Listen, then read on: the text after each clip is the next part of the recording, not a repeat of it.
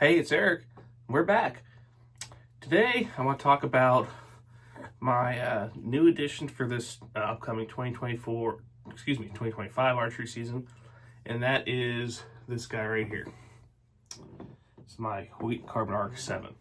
Now, it's the same year, 2003, as my Mathews Phase 4 was, but quite frankly, I had more issues with my Mathews Phase 4 than I did with any bow I owned. Before that bow, I had never knocked a string off a bow before. One time was my fault with it. The other time was completely normal, letting down on a deer I wanted to pass on, and the string came off. So I didn't like that. I went back to my shop, made sure everything was okay with it, made sure there was no damage to limbs or anything, and I had the opportunity to trade that bow in on this bow. So what do we have here? And like I said, this is Hoyt Carbon RX7. And I'll be honest, when I was looking for a new bow in 2023, I think I talked myself into getting the Phase 4 just because of, cheaper price tag, and I thought it was about the same other than a little heavier. But once I've shot this thing, I absolutely love this bow. I've shot Hoyts my whole life, other than that Phase 4. And in my honest opinion right now, and I've shot a couple of the new ones as well, which are sweet, but with the deal I got in this, I couldn't turn it down. Like I said, this is 2003, but it's pretty much like new. There's not even a scratch on this. I don't think the previous owner probably hunted more than 10 times with it. There's literally not even a mark on it. So, but the draw cycle on this bow is so smooth, really good back wall on it. And one thing I had my pro shop do is, instead of a kisser button, I had this little basically this little green string, which is basically going to be essentially my nose button, just to make nose contact with the string. I was really glad to get this taken care of. I shoot 70-pound draw, or I shoot 70-pound draw weight with a 28.5-inch draw length. So, and I did like the sight I had on my old bow. This is a black gold Pro Hunter 3-pin slider.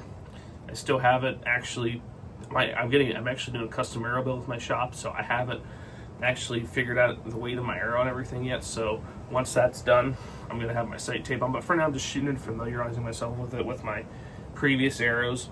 I may get a second stabilizer here at the bottom, but the little stabilizer that comes with the newer Hoyts was moved up here to keep my wrist strap on. But I did add a sidebar stabilizer right here, which really helps me hold steady.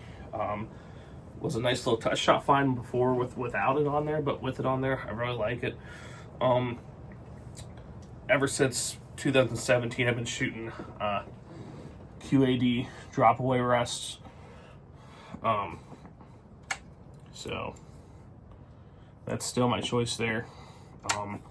Very reliable. Never had any issues with them. Like I said, almost been shooting for almost 10 years now. So yeah, I'm really excited to hunt with this bow in the fall. Like I said, all the Hoyts I've ever owned, I've, knock on wood, never had any issues with them, like I did with the Mathews with that issue. Honestly, I really think I was lying to myself 2 years ago, just trying to save myself some money, which I'm sure I'm not the only guy who's done that before. But right now, when it comes to archery, I'm not saying, by no means saying you need a Hoyt to shoot a good buck or shoot deer, period, or anything like that. But in my opinion, they are expensive, but they are justified for costing more than every other brand because they are the top dog in the market right now. The Carbon's awesome.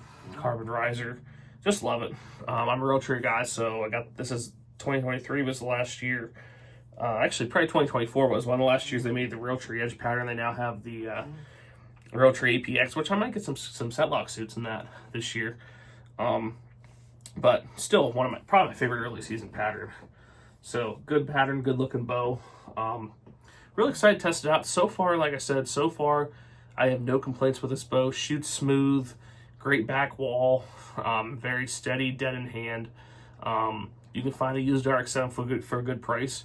Do it. And if you have the means, and you're looking for a new bow, I would strongly consider the RX9 And I would also strongly consider the RX9 Ultra this year, because the RX9 Ultra this year is only 2 feet per second slower OBO than the regular RX9. Years past, it was about 10 to 12 feet per second slower, and now it's only 2, with a little more forgiveness. But this is still more forgiveness than my old Carbon RX3 Turbo, which I love that bow, don't get me wrong, had. But very excited to get this in the woods this fall. Hopefully put down a good buck, a couple does with this bow. Drop a comment. Tell me if you're shooting Hoyt, if you have shot Hoyt, or what you're shooting this fall. And let me know. But overall, I think this is a great bow. I have nothing but good things to say about it from my initial review. And like I said, very excited to hunt with it. So sign out now with my little review on the Hoyt Carbon RX7.